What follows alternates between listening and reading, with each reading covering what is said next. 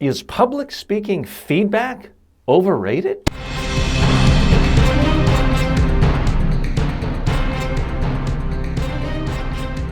Speaking, the show about effective speaking in public, to the media, at work, and in life. Speaking with TJ Walker. A common question I receive from my own clients is, TJ, what is the best way to get feedback from colleagues, friends, family, other people I choose to share a speech with or a speech rehearsal with? This is a tricky issue. I certainly don't want to sound like I'm dismissing all feedback, but I do want to give you some guidance on how to use feedback, because a lot of feedback, frankly, is not helpful and will actually steer you in the wrong direction. Let's start right here. Body language. For starters, you're going to get a lot of bad feedback from well-meaning friends, family members, others on body language. Because somewhere, a long time ago, someone read somewhere that, a professional speaker isn't supposed to move his or her hands. Professional speaker is supposed to stand behind the lectern, feet planted, and not move around because that would be distracting. Folks, this is horrific advice. So I caution you, when sharing a video of yourself or practicing a speech in front of people, be careful of the advice you get. Now listen to all of it. And certainly if someone is giving you advice on your body language, saying, I don't know if you realized it, but you scratched your left cheek for 30 seconds every other minute of the whole speech, and it made me wonder if you just gotten eaten by a bunch of mosquitoes. Certainly, if that's the advice you get, yeah, I would listen to that. If someone says you're constantly jangling the change in your pocket, and that's distracting, well, yeah, I would listen to that, and I would take that seriously. But by and large, what I have found is that most well-meaning people who give feedback to friends, family members, colleagues, associates, they give bad advice, because they're telling you not to move your hands, not to move around as much, and there's simply no evidence that audiences will respond to you better if you're frozen, if you're stiff. In fact, they'll come away with the impression that you're much less comfortable. Other big problems with asking people for advice is they either just give you something that's so generalized, you were great, everything is wonderful, good job, and maybe you were awful. So that's one of the problems, is that someone wants to build up your confidence and this tells you everything's great. Well, there's nothing meaningful there. The other thing is that the criticisms they give you are not particularly valid. I really think your logo should be on the top right-hand side of your screen, not the lower left-hand side of your PowerPoint slide. And the person may have all sorts of theories on that and may have a valid point or two, but it's almost completely irrelevant to whether that is going to make your speech any better. So much of the criticism people have, again, it's well-meaning, but it's about things that do not fundamentally matter. I want to give you really the single biggest tip you need to know about getting criticism in just a moment, so please stay tuned.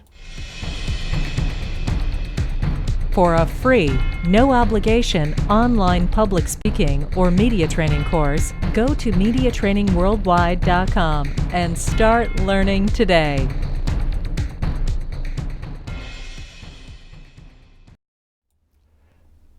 The single biggest way you can benefit from criticism and feedback from friends, family members, colleagues, associates is to ask a different sort of question. Don't ask them, what should I improve? What's wrong? Rip it apart. Tell me what you think I did wrong. That's what people often ask. Not particularly helpful. Here is the question you need to ask people.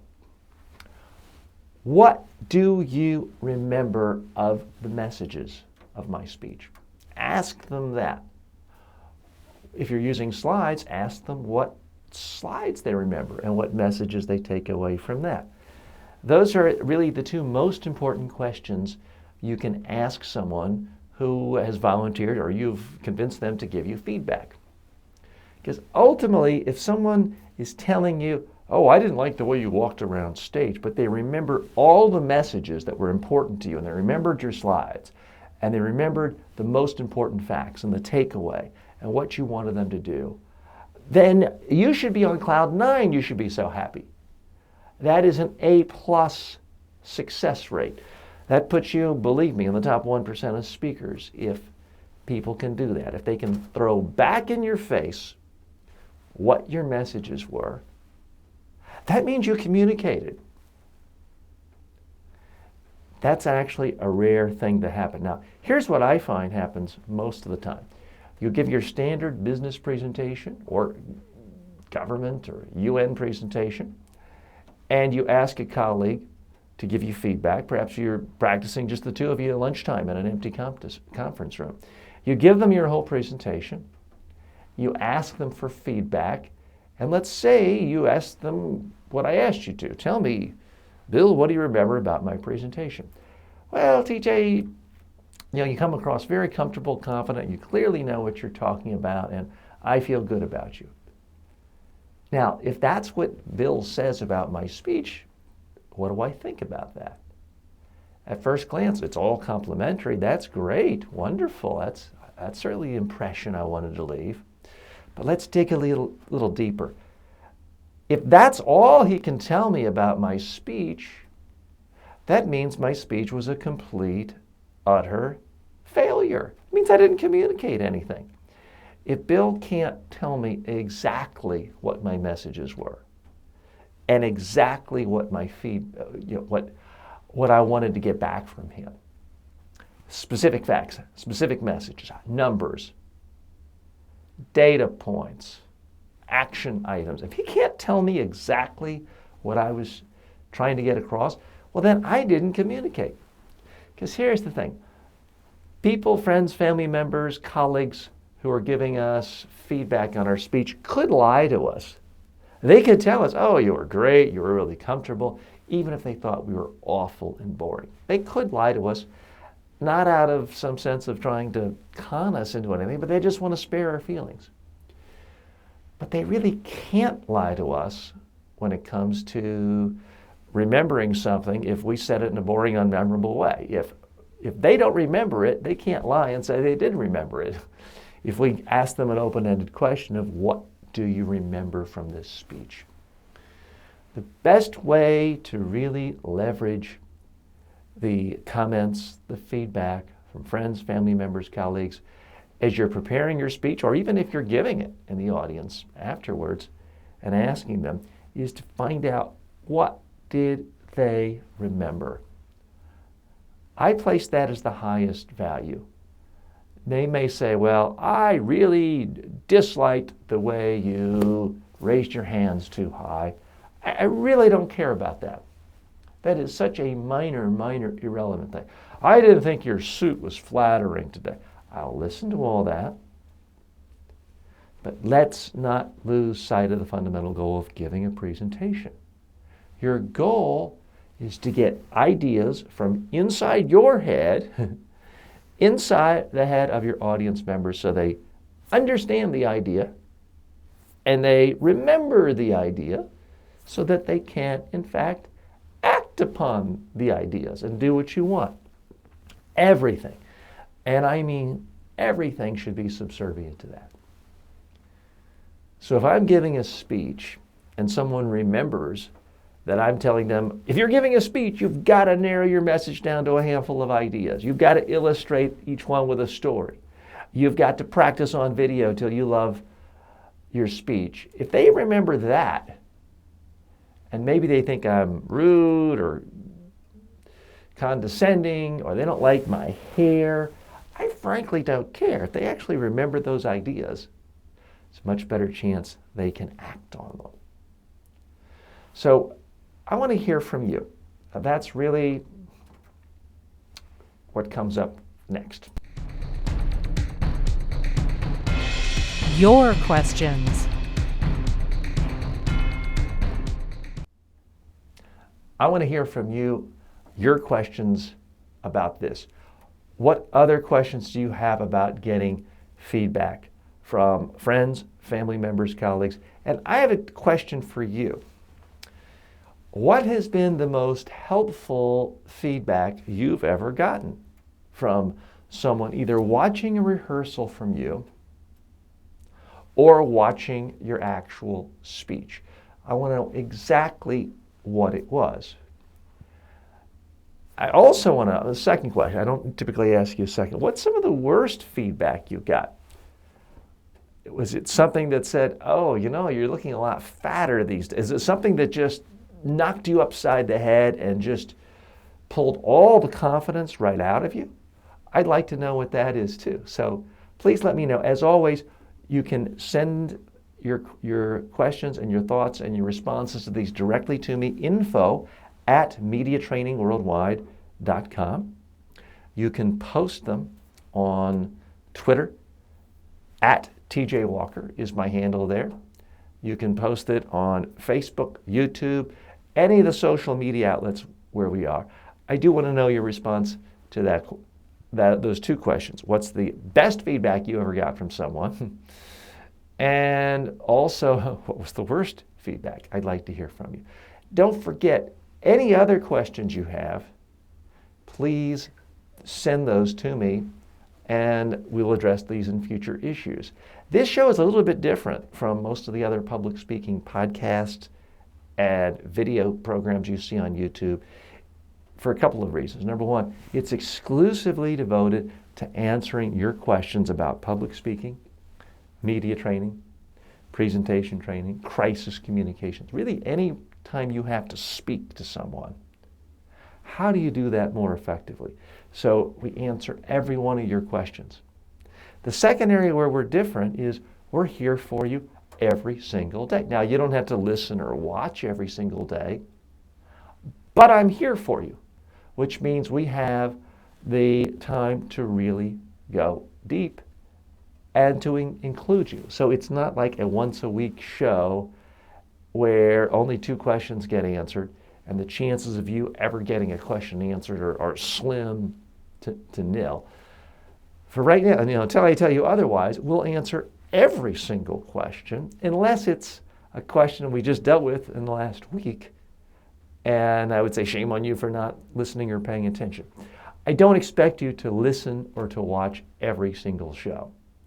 But certainly if you subscribe, and then every so often when you are there on your phone or your iPad and looking at your podcast, you can just sort of quickly scroll through all the topics of the last week and check on the ones that you think are of the greatest interest to you.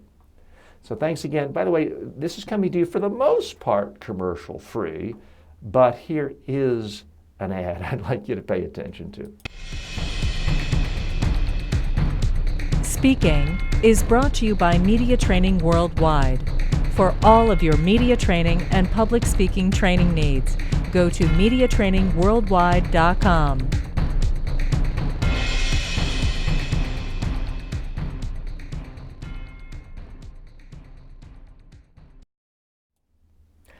One other small technology item I should have mentioned to you as it relates to getting feedback and criticism from people is the best thing is probably going to be to just get them into the same room with you, conference room, at lunchtime, practice your speech, practice what you want to say for your media interview. But don't forget good old-fashioned technology of these days it's old-fashioned, your cell phone. Just practice your speech on a cell phone or on an iPad or a laptop. Record your practice speech. Then send it to a friend. Ask them to watch it. Don't tell them you want a full detailed critique, because then they're going to want to say, oh, you had 3 ums the entire time and that's awful and you need to ring it back. Again, stay away from that sort of nonsense. What I'd recommend, just ask them to watch it once, call them, and I would call rather than email or text. And sorry for you millennials who think I'm an idiot for actually calling someone. But the reason I want to call them is then ask them, what do you remember? If you email or text somebody, what do you remember from that practice video? And they don't remember anything.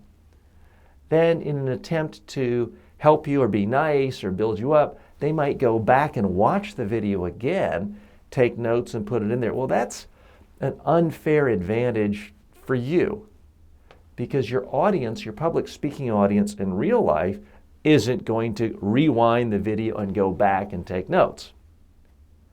So if someone who watched a practice video of your speech can't get it just after one viewing, that's helpful information, that's useful information, because that means the actual real life audience isn't going to remember it.